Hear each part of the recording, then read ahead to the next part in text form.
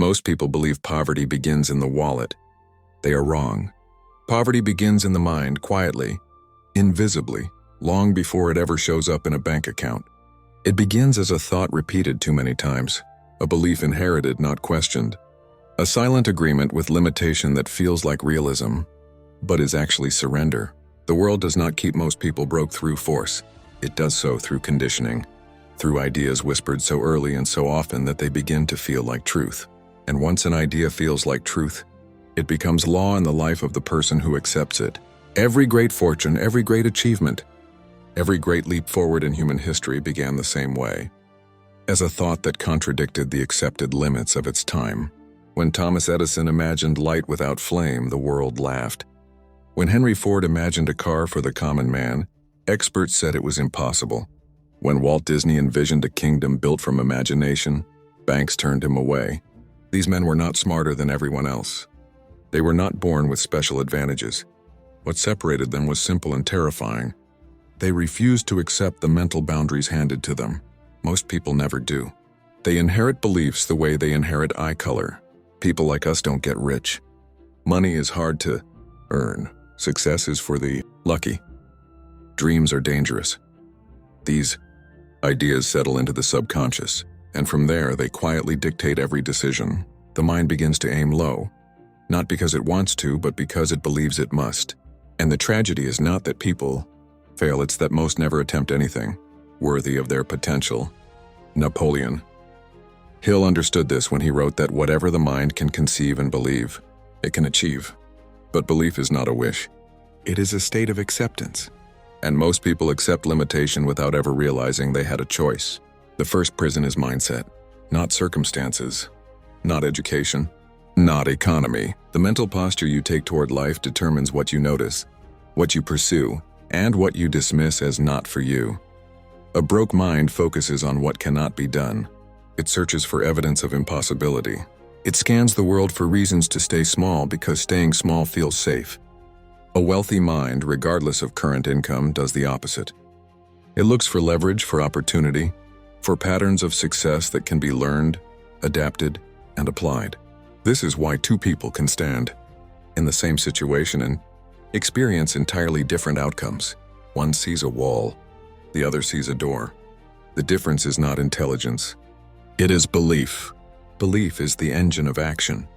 You do not rise to the level of your goals. You fall to the level of your beliefs. If you believe you are meant to struggle, you will sabotage ease. If you believe wealth is corrupt, you will reject it when it approaches. If you believe success requires suffering, you will create suffering even when a smoother path appears.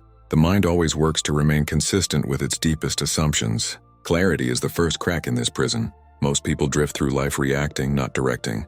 They have wishes, not visions. Fantasies, not plans. A clear mind knows where it is going, and because it knows, it begins to reorganize everything around that destination. Clarity sharpens perception. It turns noise into signal. It transforms random effort into focused momentum. Andrew Carnegie once said that the accumulation of wealth calls for power, and power requires clarity of purpose. He knew that scattered minds produce scattered results. The person who knows exactly what they want and why possesses a quiet force that unsettles the world. Clarity eliminates hesitation. It strips away excuses. It exposes the cost of staying the same. But clarity alone is not enough. Vision must be married to discipline. And here is where most people retreat. Discipline is misunderstood. It is not punishment. It is alignment. It is the daily act of choosing your future over your comfort. A broke mind seeks relief. A wealthy mind seeks results. One asks, "How do I feel right now?" The other asks, "Who am I becoming?"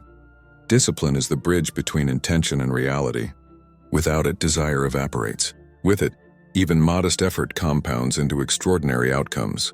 This is why Hill emphasized the habit of persistence. Not talent, not luck. Persistence, the ability to hold a vision steady long, after the initial excitement fades. Look closely at history and you will see this pattern repeated. Abraham Lincoln failed more times than most people attempt. He lost elections, businesses, and years of his life to obscurity. But his vision remained intact. He did not negotiate with discouragement. He outlasted it. And in doing so, he reshaped the nation. Action is where belief is tested. A broke mind waits for certainty. A wealthy mind moves with incomplete information. Waiting feels responsible, but it is often fear in disguise. The world rewards motion, not perfection. Each step taken refines the next. Each attempt sharpens judgment. Momentum creates confidence, not the other way around. Gratitude plays a role few understand. It is not passive appreciation. It is active alignment. Gratitude trains the mind to recognize abundance. And what you recognize, you multiply. A mind trained on scarcity will always find lack, even in opportunity. A mind trained on gratitude finds leverage even in adversity. This is not positive thinking. It is perceptual training. Adaptability separates those who endure from those who evolve. The world does not stay still. Industries shift. Skills expire. Comfort zones collapse. A broke mind clings to what worked yesterday. A wealthy mind studies what is emerging today. Learning becomes a lifelong discipline, not a phase. Curiosity replaces certainty. Humility replaces ego. Resilience is the final gate. Every path worth walking will test you, not once but repeatedly. Failure is not the opposite of success. It is the forge that shapes it. Those who interpret failure as feedback grow stronger. Those who interpret it as identity grow smaller. The mind decides which story it will tell, and this is where the transformation completes itself. When belief shifts, behavior follows. When behavior changes, results appear, and when results appear, identity evolves. The person who once thought wealth was impossible now sees it as inevitable. Not because the world changed, but because they did. Breaking free from mental poverty is not a single moment. It is a decision renewed daily. A refusal to outsource your destiny to fear, habit, or history. It is the quiet, relentless choice to think differently when thinking differently feels uncomfortable. Most people stay broke in the mind because breaking free requires responsibility, and responsibility is heavy, but it is also liberating. Because the moment you accept responsibility for your inner world, you reclaim power over your outer one. You were never meant to live small. You were never designed to merely survive. The same force that built empires wrote history and turned ideas into reality lives within you now. Waiting not for permission, but for belief. And belief once chosen changes everything. That belief is not loud at first. It doesn't announce itself with fireworks or certainty. It begins as a quiet rebellion against the old story you've been telling yourself. A subtle refusal to accept that this is all life has to offer. And that moment when you stop arguing for your limitations is the moment the mind begins to reorganize itself around possibility. Most people never experience this because they confuse familiarity with truth. The mind grows comfortable inside patterns, even painful ones. Struggle becomes identity. Survival becomes purpose. And when survival is the goal, greatness feels like a threat. This is why so many people mock ambition, why they call dreamers unrealistic, why they secretly hope others fail, because another person's success exposes their own decision to settle. Napoleon Hill warned about this invisible enemy. He called it the fear of criticism, the fear of what others might think if you step beyond the boundaries they recognize. This fear is subtle but devastating. It teaches the mind to self-censor, to shrink ideas before they ever reach action, to edit destiny to fit social comfort. But history does not remember the comfortable. It remembers the committed. The moment you decide to think independently, resistance appears. Old friends question you. Old habits pull at you. Old doubts resurface with convincing logic. This is not a sign you are wrong. It is a sign you are leaving familiar ground. Growth always feels like instability at first, because it requires releasing who you were to become who you must be. The broke mind looks for permission. The wealthy mind grants it. Clarity deepens when you understand this. Money is not the goal. Freedom is. Expression is. Impact is. Wealth is simply the tool that allows ideas to move at scale. Those who chase money alone feel empty when they get it, or resentful when they don't. Those who chase purpose attract money as a byproduct, because purpose creates value, and value is what the world rewards. This is why vision must be rooted in meaning. Not ego, not comparison, but contribution. When your work solves problems, removes friction, or elevates others, it taps into an endless current. You are no longer pushing against life. You are moving with it. Discipline evolves at this stage. It stops feeling like force and starts feeling like devotion. You are no longer working just to escape pain. You are working to honor a calling. This is where habits become identity. You don't wake up asking if you feel motivated. You wake up aligned with who you've decided to be. Henry Ford once said that whether you think you can or think you can't, You're right. But what he understood more deeply was this: thinking is not passive, it is creative. Thought is the blueprint of reality. Repeated thought becomes belief. Belief becomes behavior. Behavior becomes outcome, and outcome reinforces belief. This is the loop most people never interrupt. To break it, you must install new inputs, new language, new standards. The words you use internally shape the limits you accept externally. Speak of growth, not lack. Speak of learning, not failure. Speak of progress, not perfection. The subconscious listens to everything, and it obeys what it hears most often. Action now becomes strategic, not frantic, not desperate. You stop chasing every opportunity and start building leverage. You understand that effort multiplied by direction creates momentum. You focus on skills that compound, relationships that elevate, knowledge that expands your range of options. Gratitude anchors this process, not as blind optimism but as grounding awareness. Gratitude keeps ambition from turning into anxiety. It reminds you that progress is happening, even when results are delayed. It trains patience without killing hunger. Adaptability sharpens your edge. When plans break, you don't break with them. You adjust. You observe. You pivot without losing the vision. The world rewards those who can hold a steady purpose while remaining flexible in approach. Rigidity is the enemy of longevity. Resilience now is no longer about endurance alone. It is about interpretation. You stop asking, "Why is this happening to me?" and start asking, "What is this developing in me?" Every setback becomes instruction. Every delay becomes preparation. Every obstacle becomes a filter that removes the uncommitted. And slowly, almost imperceptibly, the identity shifts. You no longer see yourself as someone trying to succeed. You see yourself as someone who succeeds by design. The question changes from "can I" to "how will I?" This is the moment most people never reach, not because it is reserved for a few, but because it demands consistency when no one is watching. It demands faith before evidence. It demands courage before applause. But once crossed, there is no return. The mind that has tasted autonomy cannot go back to submission. The person who has seen possibility cannot unsee it. You realize then that being broke was never about money. It was about permission. And the day you stop waiting for permission from society, from family, from fear, is the day the inner chains fall away. From that day forward, every thought becomes a vote for the future you are building. Every action becomes a declaration. Every setback becomes temporary. And the world, which once felt heavy and limiting, begins to respond differently. Not because it changed, but because you did. The transformation does not arrive with noise. There is no ceremony, no announcement. It arrives as a quiet certainty that you are no longer available for the old life. The excuses that once felt valid now feel insulting. The distractions that once consumed you now feel hollow. You begin to sense the cost of wasted time, and that awareness sharpens every decision. Time becomes sacred. Energy becomes intentional. Focus becomes a weapon. This is where most people retreat again, because focus demands sacrifice. To focus is to say no. No to comfort. No to distraction disguised as entertainment. No to people who cannot see beyond their own limitations. A broke mind fears missing out. A wealthy mind fears missing its purpose. One scatters attention, the other concentrates it until pressure turns into power. Napoleon Hill spoke often about the master mind, the principle of alignment between minds moving toward a common aim. But before you can join such a force, you must become worthy of it.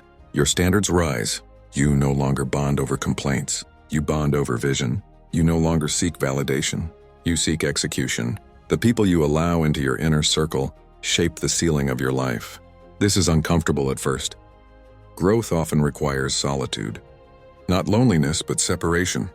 The space to hear your own thoughts clearly. The silence to refine your vision without interference. Every great builder spent seasons alone, with their ideas before the world ever applauded the results. As this continues, fear changes shape. It does not disappear, but it loses authority. Fear becomes information, not instruction. You feel it, acknowledge it, and move anyway. Courage is not the absence of fear. It is the refusal to let fear make decisions for you. And now something critical happens. You stop measuring progress emotionally and start measuring it structurally. Systems replace moods. Ritual replaces motivation. You build routines that carry you forward on days when belief feels distant.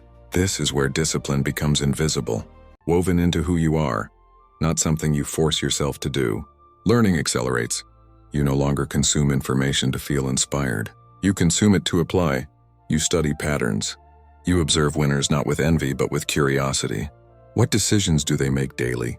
What standards do they refuse to compromise? What pain did they endure quietly while others quit loudly?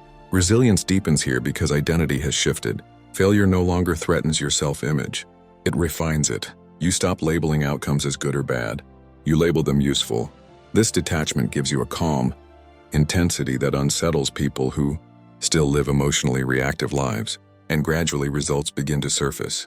Not all at once, not in dramatic fashion, but consistently. Momentum replaces struggle. Opportunities begin to recognize you. The work you once chased now pulls you forward. This is not magic. It is alignment. Gratitude now takes on a new dimension. You are grateful not just for success, but for the struggle that built your capacity to handle it. You understand that without pressure, you would have remained shallow. Without resistance, you would have remained untested. Gratitude grounds you, keeping ego from eroding the very foundation you built. Adaptability keeps you alive in changing seasons. You understand that no success formula lasts forever. You evolve without nostalgia. You let go without resentment. You upgrade without apology. The broke mind clings. The wealthy mind flows. At this stage, the external world starts to reflect the internal order you've created. Finances stabilize. Confidence solidifies. Decisions become cleaner. You no longer chase urgency. You operate from priority. And the most powerful realization settles in. You were never behind. You were unaligned. The past stops haunting you because it no longer defines you. Regret dissolves into wisdom. Mistakes turn into mentors. You see now that every detour had a lesson. Every delay had a purpose. Every loss cleared space for something stronger to emerge. And then comes the final shift, the one that completes the cycle. You stop asking life for proof. You become the proof. Your presence carries weight. Your words carry intention. Your actions carry certainty. You no longer need to convince anyone of your vision because you are living. Quietly, relentlessly, authentically. This is what it means to break free from mental poverty. Not to become obsessed with money, but to master the mind that creates it. Not to dominate others, but to command yourself. Not to escape struggle, but to transform it into fuel. Most people will never understand this path, and that is fine. You are not here to be understood. You are here to build. And as you move forward with clarity in your vision, discipline in your actions, resilience in your spirit, you realize the ultimate truth. Napoleon Hill tried to pass down through generations. The only limits that ever existed were the ones you accepted, and now you no longer accept them. Once the mind has been awakened, the journey accelerates. You begin to notice patterns others ignore. You begin to see opportunity where others see chaos. And the most dangerous realization hits. The world does not owe you anything. No mentor, no degree, no safety net, no validation from anyone outside of yourself can replace the power of a trained, disciplined, and decisive mind. Everything you want, freedom, wealth, influence, mastery, lives inside your ability to think, believe, and act beyond the boundaries of comfort. Many people live their entire lives unaware of this. They chase trends, follow crowds, and equate busyness with progress. But busyness is often a substitute for courage. It is the noise people create to avoid the silence where real decisions must be made. Real transformation demands quiet. Real transformation demands facing yourself honestly, without excuses, without rationalizations, without compromise. You see, action alone is not enough. Most people work harder but not smarter. They grind without direction, believing effort is a substitute for insight. But results compound only when energy is directed with intelligence. Discipline alone builds consistency. Vision alone builds desire. But the combination of focused clarity, relentless action, and adaptive intelligence builds empires.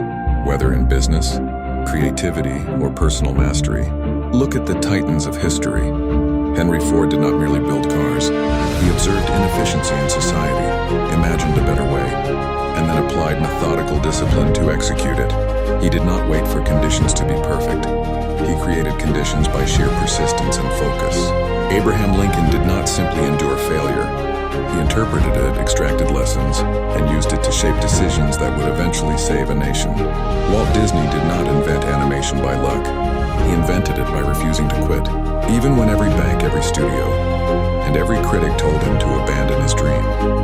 These were ordinary men, broken and beaten at times, who made an extraordinary decision to refuse limitation at any cost. Your mind is no different. It may be clouded by doubt, fear, or years of conditioning, but it is capable of constructing miracles. Every thought you allow to dominate your subconscious writes your future as if it were stone. Doubt will carve prisons, belief will build palaces, and you are the sculptor.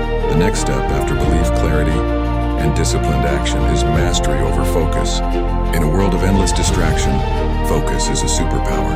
Most people drift, unconsciously allowing their attention to be hijacked by triviality, comparison, and gossip. But wealth of mind requires deliberate attention. You must guard your focus like a fortress. Every day you spend mindlessly scrolling. Every hour you waste entertaining excuses instead of executing reinforces the life you say you want to escape. The cost is invisible but real. Attention is the currency of achievement, and few realize how quickly it is squandered. When you begin to harness focus, you also harness courage. Not the superficial kind that is loud or performative, but the quiet, unshakable courage that does not flinch in the presence of opposition, doubt, or failure. True courage is an inner alignment so solid that fear becomes information rather than instruction. Every time you act despite discomfort, every time you choose persistence over surrender, your courage compounds. It becomes a force that reshapes your external world because the world mirrors your internal consistency. Gratitude emerges not as a platitude but as strategy. Most people misunderstand gratitude. They equate it with passive acceptance, a silent nod to circumstances, but real gratitude is active. It trains the mind to notice abundance, not lack, possibilities, not limitations. Gratitude rewires perception. It turns obstacles into opportunities. It changes the energy around you. And energy, once aligned with purpose, attracts resources, people, and pathways that a distracted or resentful mind could never see. Adaptability now is no longer optional. It becomes a survival skill. The world is unpredictable. Markets shift, economies fluctuate, personal circumstances change. A mind trained in rigidity cracks under pressure. A mind trained in flexibility bends, adapts, and flows without losing its essence. Thomas Edison failed thousands of times before the light bulb illuminated the world. Each failure was not defeat, it was adaptation. He learned, adjusted, and applied knowledge incrementally. Your ability to pivot without losing your mission is what separates dreamers from doers, wishers from achievers. Resilience emerges next, not as mere endurance but as creative resilience. The mind learns to interpret adversity as feedback, not punishment. You stop labeling setbacks as personal inadequacy and instead see them as instruction. This allows you to take calculated risks, innovate under pressure, and persevere in the face of doubt. Every obstacle becomes a catalyst, every challenge a teacher. You internalize that life is neutral, and only your perception gives it meaning. You realize that suffering is unavoidable, but failure is optional. Learning becomes a lifelong obsession. You stop consuming content to feel inspired and instead consume to act. You study systems, patterns, human behavior, and leverage points. You examine winners not with envy, but with curiosity. What habits, decisions, and disciplines allowed them to rise? What failures did they endure silently that others never saw? And most importantly, you integrate this knowledge, turning insight into application. Knowledge without execution is vanity. Action without insight is chaos. Mastery lies at their intersection. Now your identity begins to evolve. You no longer think of yourself as a follower, a bystander, or a victim. You see yourself as a creator, a problem solver, a force moving deliberately toward impact. Your actions reflect this identity. Your decisions no longer come from desperation or fear, but from alignment with your vision. And the world begins to respond differently, not because it changed, but because you did. You understand that true wealth, the wealth Napoleon Hill wrote about, is never only monetary.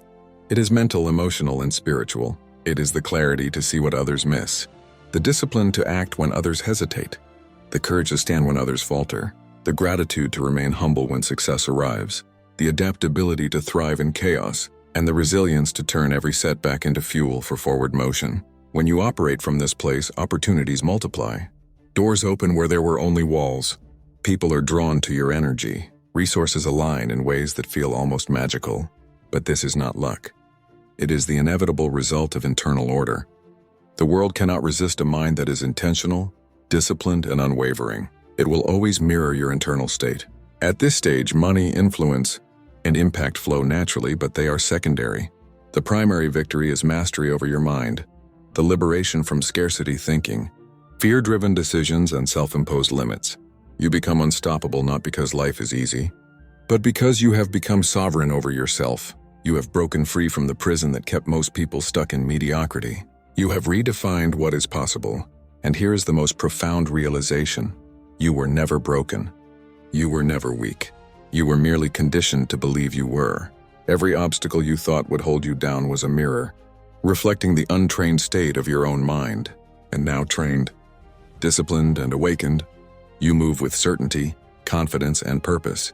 You are no longer a product of circumstances. You are the architect of destiny. Your mind is now fertile ground for greatness. Every thought you nurture, every action you take, every decision you make compounds. You are no longer limited by fear, doubt, or lack of knowledge. You are empowered by clarity, strengthened by discipline, enriched by gratitude, sharpened by adaptability, and fortified by resilience. You have become, in every sense, a force of nature, relentless, intentional, and unstoppable. So when you look at the world now, you see it differently. You see not barriers, but bridges, not limits, but leverage, not chaos, but opportunity. You recognize that every great figure in history, from Edison to Carnegie, Lincoln to Disney, faced the same fears, doubts, and struggles. What separated them was their willingness to master their minds, persist relentlessly, and act decisively. And now it is your turn. The only difference between you and them is the choice you make today. The decision to refuse limitation. The decision to think independently. The decision to take responsibility for your thoughts, your actions, and ultimately your life. Break free from mental poverty. Step into clarity. Embrace discipline. Act relentlessly. Persist through failure. Adapt without hesitation. Learn constantly. Cultivate gratitude. Fortify resilience. And in doing so, you will not just chase success, you will become it. You will not just escape limitation, you will transcend it. Remember this, the world does not create limits, you do. And the moment you stop accepting those limits, the chains fall away forever. The power to shape your destiny is inside your mind, and it has always been there. The question is simple, will you finally claim it? If you are ready to live with unstoppable focus, unshakable belief, and relentless action, start today. Begin now. Commit fully. And watch as your life transforms in ways you once thought impossible. And if this message resonated, if you feel the fire within, you ignite even a fraction of what's possible. Make a decision that matches that fire. Hit the subscribe button. Join a community of minds determined to think differently. Act decisively and break free from mental limits. Let this be your first action toward mastery. Because growth begins with a single step, and the time to take it is now.